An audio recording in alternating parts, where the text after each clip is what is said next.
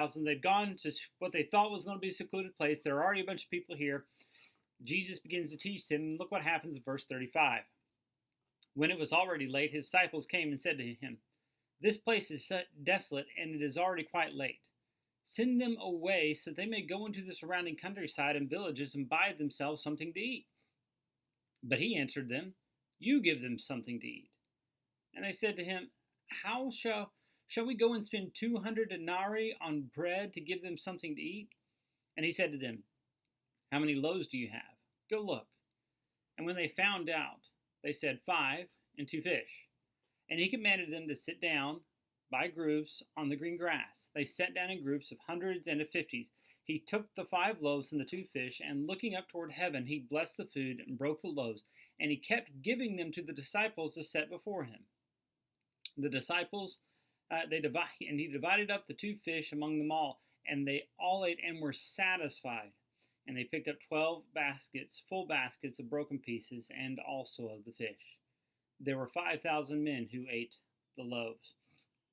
All right, so this is a fairly familiar story. We're kind of, if you've ever taken a test on Bible and you've got 5 loaves and 2 fish, how many people were fed? You kind of know that answer, right? That's one of those things that's just kind of ingrained in you from Sunday school if you grew up in church there.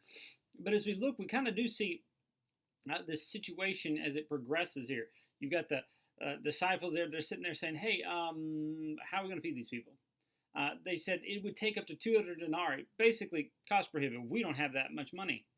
And then they say, "Here's what we've got: 5 loaves and 2 fish." Now let's just be honest.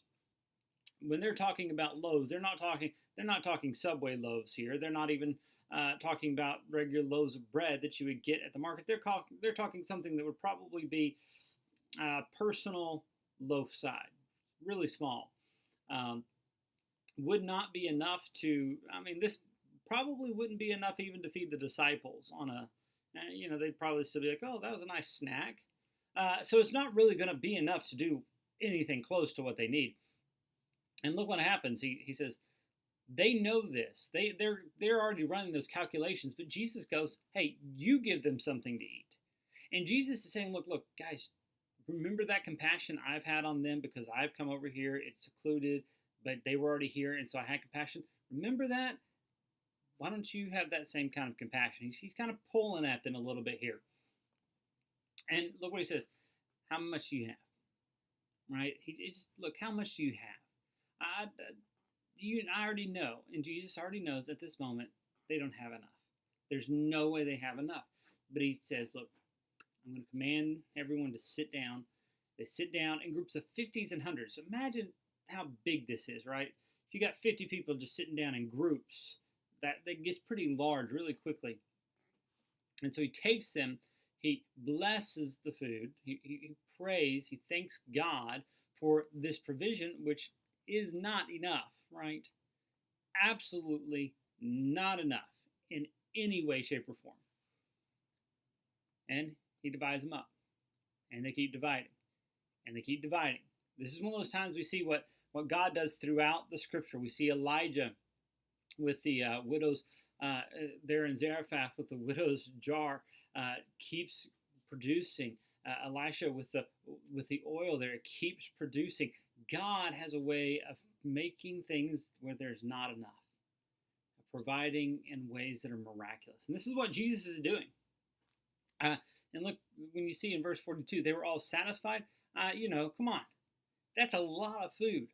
Right now, if I had to tell you, you had to feed 5,000 people, you're checking your banking account, figuring out how in the world you're possibly going to do it. And that's what he does. So what's this tell us about Jesus? It tells us, well, he's God. He's God. He has those resources. He can make what there was not enough of go to so much more.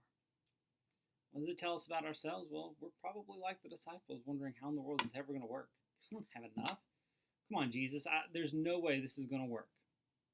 Yeah. Okay, you're probably right. But he does.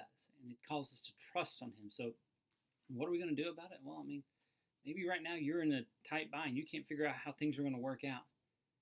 Right now, maybe you need to just say, Lord, I don't have it. Could you please, in your grace, provide what I'm lacking? All right, everybody. Thanks so much for your time. I am praying for you. Have a wonderful rest of your Wednesday. and I will see you back here tomorrow as we hop into the next section of Mark.